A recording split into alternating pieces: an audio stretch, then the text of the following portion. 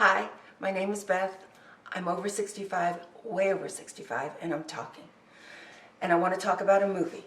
I am a blue-haired movie critic. In Hollywood, they talk about blue hair behind our back. That's over 65. They don't really care what we want. They don't really give us, it's always some cliche, it's always some grandmother, it's always Mrs. Santa Claus, or it's a woman with a disability or something. I've seen Sam Elliott. He looks like he's in third grade in the movies on Hallmark. So this time, there is one movie that I want us to see. It's called The French Exit. It's by Michelle Pfeiffer. She's up for a Golden Globe for it, but nobody's seeing it. It's gotten panned by reviewers because they're younger. They don't understand what this means. She looks great. She says she's 65. She acts 65.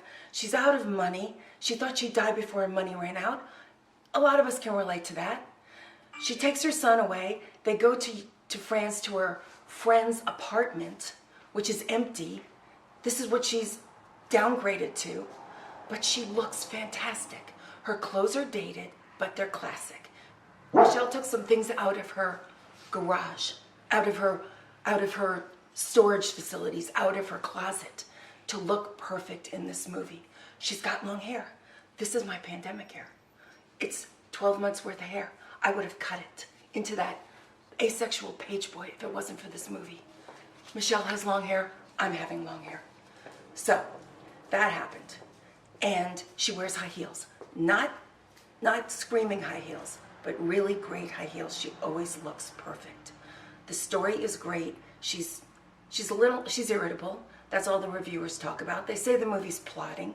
Wes Anderson's plotting. Everybody's plotting. But they've got to put us under a microscope because it's our age group. And I'm sick of it. We just need to put our money where our mouth is.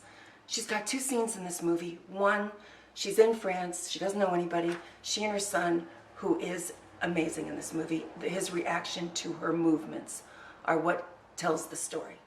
And that's really hard to do. Okay, so one scene, she's invited to this party. They get all dressed up. She is wearing a cocktail dress that nobody could pull it off. She looks gorgeous. There's nobody at the party but she and her son. The person at the party wants to be her best friend because she's a little notorious from being married to a billionaire, Michelle. But because one day after her husband died, Michelle was walking through a restaurant. This lady was sitting with three couples. One of the guys at the table looks up at Michelle, stops her, and says, "Hi." And she goes, "Hello." And he goes, "I'm really glad your husband's dead. He was an ass." She just looks at him, takes his double glass of whiskey and drinks it, and then puts the glass down and then walks away.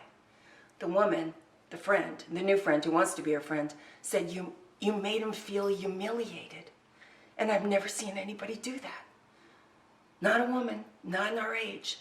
But we didn't see that scene. The scene that we see that made her like Dirty Harry for me was she's in this French restaurant, she and her son, and they order, and she's a great tipper.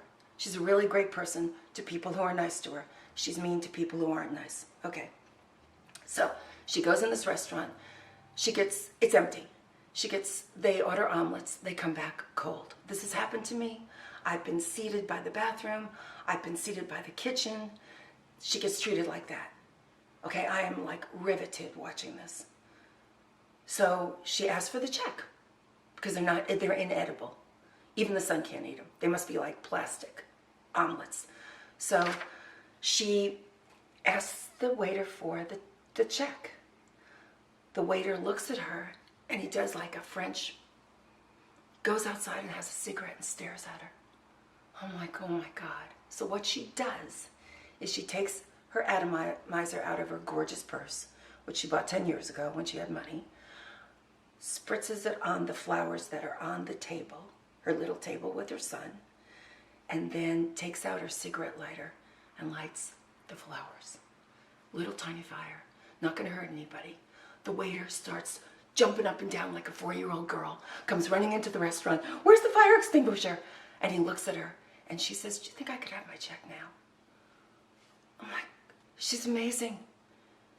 It's a great movie. You got to see it. It's only made $800,000 all over the country. It's up for a Golden Globe. Nobody's seeing it. The reviews have sunk the movie. If we don't see this movie, Hollywood is a business. They don't care about the Golden Globe. They care about getting their money back. See the movie. I was in the theater alone. Nobody's going to the movies. Maybe the movie industry should think about Blue Hairs because we pay for things. So, see the movie or pay-per-view it. Give it some money so we'll get more. It wasn't perfect, but why do we have to make a perfect movie? Nobody else is. It was wonderful. I feel so much better. So, anyway, give it a chance and let's make more movies like that. This is my first YouTube video. That's how strongly I feel about this. I do podcasts. I've got over 200. I didn't want to be on camera. I was waiting till I would look good. I don't. I have shingles in my eyeball for 7 months. There's never going to be a good day. My great Aunt Kitty said after 50, 65, it's always an ass or an elbow. So I'm going to come back next Wednesday at 11 o'clock with another one. But in the meantime, just see French Exit. Oh, and one more. Okay, the word French Exit is an expression, and what it means is you go to a party and you're not having a good time, but there's a lot of people there. So you don't want to go up to the hostess and say goodbye because you're going to spoil the vibe. So you just make a French exit, which is you just leave while the party is still going on.